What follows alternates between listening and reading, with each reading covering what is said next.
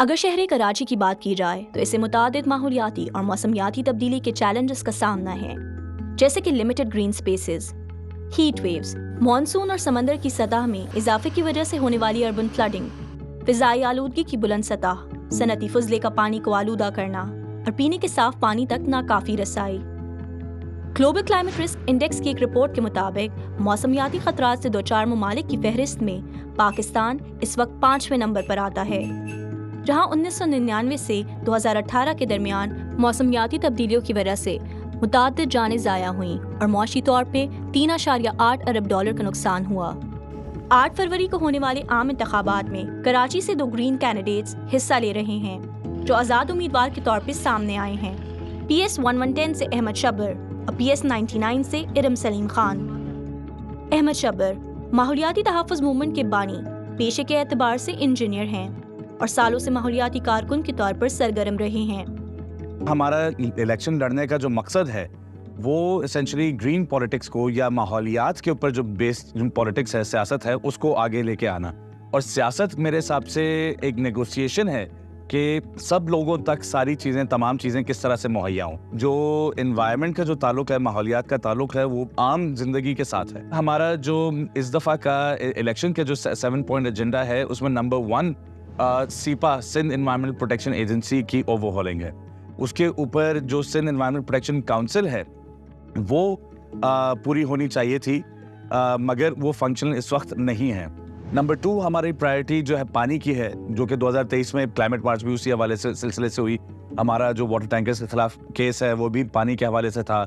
फिर अभी KWNSC के साथ मिलके जो CM साहब को भी कन्विंस किया गया है कि जी 2 अरब की DHA को डेडिकेटेड लाइन हमारे हल्के को दी जाए। हमने इंटरनेशनल लेवल पे भी क्लाइमेट के जो कॉन्वर्जेशन चल रही हैं उसमें रिप्रेजेंटेशन को बढ़ाने को कहा है कि इंडिजिनस लोग हैं, जो लोकल लोग हैं, ब्यूरोक्रेट्स जाएं, बिल्कुल जाएं, ज़रूर जाएं, नेगोशिएट करें, सियासतदान जाएं, वो भी नेगोशिएट करें, मगर जो इंडिजिनस लोग हैं और जो साइंसदान हैं उनको भी आप इन्वॉल्व करें, ताकि जो इंडिजिनस विजडम है और जो state of the art science है उसके हवाले से भी बातचीत आगे बढ़े। हमने लॉयर्स के साथ मिलके, जोग्राफी के प्रोफेसर्स के साथ मिलके, 1-2 और इन्वायरमेंटलिस्ट हैं उनके साथ मिलके बंडल बुद्धू आइलैंड जजीरे जो पूरे बचाए, जिसमें hundreds of thousands of mangroves आपके बचाए हुए।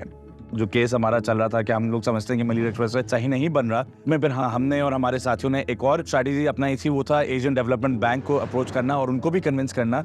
दे were some of the financiers of the project. 2019 में क्लाइमेट मार्च हुई थी, उसमें 3-4 हज़ार जो है हमने स्टूडेंट्स निकाले थे। 2021 में हाउसिंग राइट्स के ऊपर गुज्जर औरंगी नाले के हवाले से भी क्लाइमेट मार्च हुई थी। फिर 2023 में जो मैं समझता हूँ जो कि one of the more successful climate marches थी। फिर हमारा जो एक और केस है जिसमें था कि जो किसी भी एमिनिटी प्लॉट पे या मिलिट्री लैंड्स के ऊपर या समंदर के ऊपर आप कमर्शियल एक्टिविटी नहीं कर सकते। तो for example MR at this point in time is in contempt of court. ये कन्विंस करना कि माहौलियात एक सियासी मसला है। दुनिया भर में तो अब ये समझ आ चुकी है अच्छे खासे लोगों को कि climate is a political issue, मगर यहाँ पे ये लोगों को कन्विंस करना कि जी ये सारा जो मसले मसाइल हैं ये सियासत से ही हल होंगे। तो ये समझें कि ये इलेक्शन जो की हमारी जो बेटा, this is the first step towards converting all of this to a vote bank. दूसरी उम्मीदवार इरम सलीम खान हैं, जो 2017 से पाकिस्तान ग्रीन पार्टी से वाबस्ता हैं, जिसका मकसद पाकिस्तान में ग्रीन पॉलिटिक्स को फ़रोग़ देना है।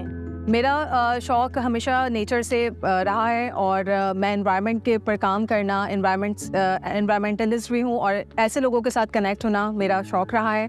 और इस तरह के एक्टिविटीज़ में मैं इन्वॉल्व रहती हूँ जिसमें एनिमल्स को रेस्क्यू करना है, नेचर को सेव करना या फिर प्लांटेशन करना। तो इसी वजह से जो है मैं आज यहाँ पे खड़ी हूँ। 90 से ज़ायद ममालिक के अंदर ग्रीन पार्टी हैं, तो पाकिस्तान में ग्रीन पार्टी ऑफ पाकिस्तान है जो कि 2002 से रजिस्टर्ड है। जी, मैं एशिया पैसिफिक ग्रीन फेडरेशन की को कन्वीनर भी हूँ और हमारी पार्टी जो है इस फेडरेशन के साथ एफिलिएशन भी है, जहाँ पर दुनिया भर के ग्रीन पार्टी के जो पॉलिटिशियंस हैं रिप्रेजेंट करते हैं, तो पाकिस्तान से हम लोग रिप्रेजेंट करते हैं। उसके अलावा हमारी जो है क्लाइमेट के ऊपर पॉलिसीज़ बनाना और हम चाहते हैं कि उस पर इम्प्लीमेंटेशन हो कहीं ना कहीं किसी लेवल के ऊपर। उसके अलावा हम लोग डिफरेंट अवेयरनेस प्रोग्राम करते रहते हैं। वेस्ट मैनेजमेंट के ऊपर हमने बहुत सारे वेबिनार्स करे हैं, हमने प्लांटेशन करी है, हमने इंटीरियर के अंदर जो है हमने वाटर पम्प्स लगाए हैं और जिस तरह फ्लड आया था उसमें ग्रीन पार्टी ने अपनी खदमात अंजाम दी थी। ग्रीन पार्टी ऑफ पाकिस्तान का फोकस जो है mainly environmental protection, sustainable development और सोशल जस्टिस के ऊपर है। हम चाहते हैं कि ऑल्टरनेटिव एनर्जीज़ की तरफ जाएं, लाइक जिस नेचुरली हमें रिसोर्सेज अवेलेबल हैं कुदरत की तरफ से, हमें विंड पावर की तरफ जाना चाहिए, हमें सोलर पावर की तरफ जाना चाहिए। हाइड्रो इलेक्ट्रिक पावर हमारे पास एक बड़ी रिसोर्स है। ये वो रिसोर्सेज हैं जिसके थ्रू हम लोग बिजली पैदा कर सकते हैं, हम फॉसिल फ्यूल्स में कमी कर सकते हैं, हम सोलर इलेक्ट्रिक कार्स की तरफ जाएं, ऐसे ट्रांसपोर्टेशन की तरफ जाएं जो कि सोलर एनर्जी के थ्रू चले। तो ये वो ऑल्टरनेटिव्स हैं जो डिफरेंट कंट्रीज़ जो हैं अभी तक अडॉप्ट कर चुके हैं। पाकिस्तान बहुत पीछे है। पाकिस्तान की बड़ी सियासी जमातों ने अपने मंशूर में माहौलियाती मसाइल और मौसमियाती तब्दीलियों से निमटने के लिए नुकात तो शामिल किए हैं, लेकिन सवाल ये है कि ये कितने मौसर हैं और इन पर अमल दरामद कैसे किया जाएगा। इस हवाले से हमने बात की माहिर माहौलियात आफिया सलाम से। जो पार्टीज़ मैदान में हैं और बड़ी बड़ी पार्टीज़, कुछ नई पार्टीज़ भी हैं, तो अगर मैं जो मैनिफेस्टो में मैंने सिर्फ एनवायरनमेंट वाली चीज़ों का अगर जायज़ा जब लिया तो मैंने देखा कि सरप्राइजिंगली एंड वेरी प्लेजेंटली जो PMLN ने चीज़ें लिखी हैं वो बहुत स्पेसिफिक लिखी हैं। उन्होंने रिचार्ज पाकिस्तान का जो कि PTI की हुकूमत ने उसको इनिशिएट किया, लिविंग इंडेक्स उन्होंने इनिशिएट किया। टू द क्रेडिट जो इंटरिम गवर्नमेंट थी उसको पुश थ्रू करके वो गई, आखिरी दिन भी वो नेशनल अडेप्टेशन प्लान देके गए। तो उनके जिनका ग्रीन एजेंडा की टर्म उनके साथ जोड़ी जाती थी, उनकी जो एक बहुत बड़ी और बहुत अच्छी एक इंटरवेंशन थी फॉरेस्टेशन की। लेकिन साथ ही में जो PTI का जो मैनिफेस्टो है वो फ्यूचर के लिए ऑयल एंड गैस ड्रिलिंग की बात कर रहा है, ठीक है। साथ ही साथ वो कहते हैं कि हम इंडिजिनस रिसोर्सेज को भी यूज़ करेंगे। पीपल्स पार्टी का बहुत पुराना ये एजेंडा है। पाकिस्तान में जो लॉज हैं एनवायरनमेंट की, जो एनवायरनमेंट के लिए एक अलग मिनिस्ट्री बनी, वो पीपल्स पार्टी को उसका क्रेडिट चाहता है एंड दे हैव मेंशन कि हम इन्हीं चीज़ों को हम आगे लेके जाएंगे। ANP ने बातें तो ये कही हैं जो ग्रीन के हवाले से, उन्होंने एनर्जी के हवाले से भी बात की, उन्होंने उसकी भी बात की, फॉरेस्ट्री की भी बात की और बहुत सी बातें उन्होंने की। लेकिन अनफॉर्चुनेटली उनका नेशनल एजेंडा नहीं नज़र आ रहा। MQM भी नेशन वाइड किसी हल के जिक्र नहीं करती, वो भी अपने आप को महदूद किए हुए हैं।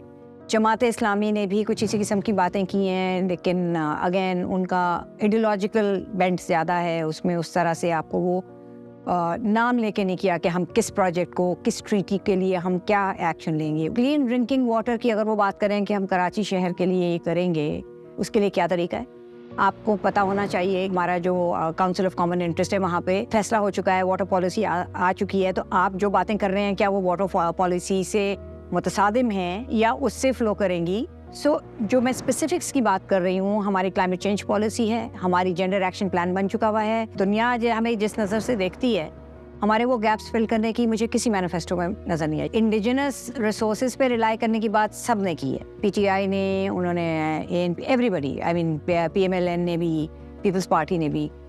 इस वक्त हमारे पास इंडिजिनस रिसोर्स जो गैस थी वो ख़त्म।